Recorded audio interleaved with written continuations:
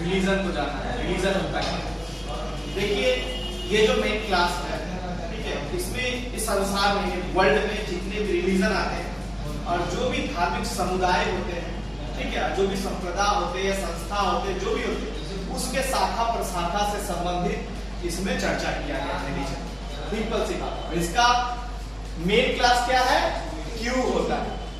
Simple, एकदम आसानी से याद भी रखा जा सकता है। फॉर्मूला क्या है? Q P colon E come to P, यानी पी फैसेट जो है रिलीजन में क्या है? टाइप्स ऑफ रिलीजन है, यानी जितने भी रिलीजन के प्रकार है, यानी धर्म के प्रकार, वो पी फैसेट के रूप में जाना जाता है। आप अपने कोलन क्लासिफिकेशन के जो किताब है जिसमें रिलीजन चैप्टर दिया है 2.97 पेज, वहां पे जाकर के आप देख सकते हैं। पी फैसेट जितना है सारा क्या है? टाइप्स ऑफ रिलीजन के रूप में आपको दिखाई देगा। देन उसके बाद कोलन लगा करके ई कम टू पी। आपको पता है कि एनर्जी जो फैसेट होते हैं उसके लिए कोलन का यूज किया जाता है। तो यहाँ पे जो एनर्जी फैसेट यानी समस्या का समाधान, ये क्या है? समस्या, ठीक है।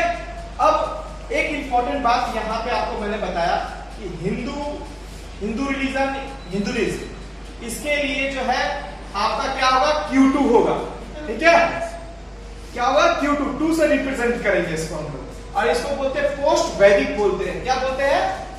पोस्ट वैदिक बोला जाता है इसको, ये Q2 को, ठीक है।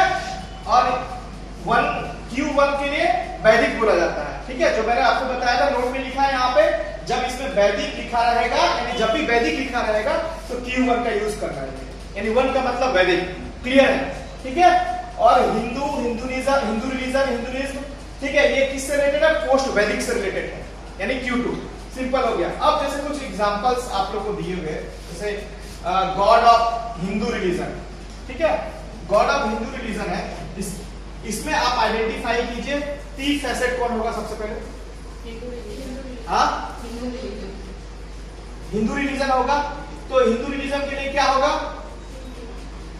सबसे पहले तो मेन क्लास लिखेंगे, ठीक है। हिंदू रिलीजन पी फैसेट के रूप में Q2, ठीक है। फिर उसके बाद क्या होगा? कोलन एनर्जी में कौन सा फैसेट मिलेगा? हाँ, गॉड। जाके ढूंढिए गॉड का नंबर, तो कितना है? 31। इस तरीके से आपका बनेगा। फिर उसका क्या? Prayer of Christian, prayer of Christian है ना, उसका क्या बनेगा? अब एक क्रिश्चियन धर्म है, क्रिश्चियन धर्म का क्या है? Q6 होगा पी फैसेट में, यानी Q रीजन का हो गया मेन क्लास, क्रिश्चियन का नंबर क्या हो गया? 6 हो गया, कोलन। उसके बाद क्या बचा है? प्रेयर। प्रेयर का कहां मिलेगा? एनर्जी भी मिलेगा, ई कम टू पी में। उसका वैल्यू कितना है? 4146, 4146, ये भी आप लोग का सही है। फिर उसका क्या है? हॉली वाटर ऑफ मुस्लिम रिलीजन, है ना, है कि नहीं है? तो इससे क्या बनेगा? यस, यानी मुस्लिम रिलीजन है, तो यानी Q7। अब हॉली वाटर क्या हाँ मिलेगा? एनर्जी भी मिलेगा, तो उससे क्या बनेगा? यस, वेरी गुड, 495, सही है सबका।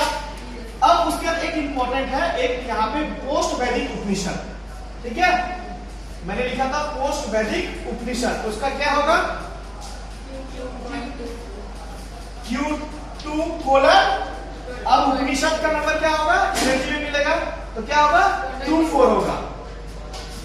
ये भी आपका बना है सेम, सही है। अब मैंने नोट में आपको बताया था कि जो जिस धर्म से संबंधित है उसका संख्या पी पक्ष से मिलेगा, और जो उस धर्म का संस्थापक है यानी फाउंडर है उसका संख्या ई पक्ष से ढूंढा जाएगा। जैसे एग्जांपल है गुरु नानक देव।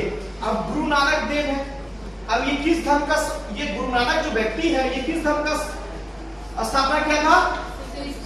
सिख धर्म का स्थापना किया था, हाँ, तो सिख धर्म से है, ठीक है। अब रही बात है कि पी क्या होगा इसमें? पी फैसेट क्या होगा बताइए?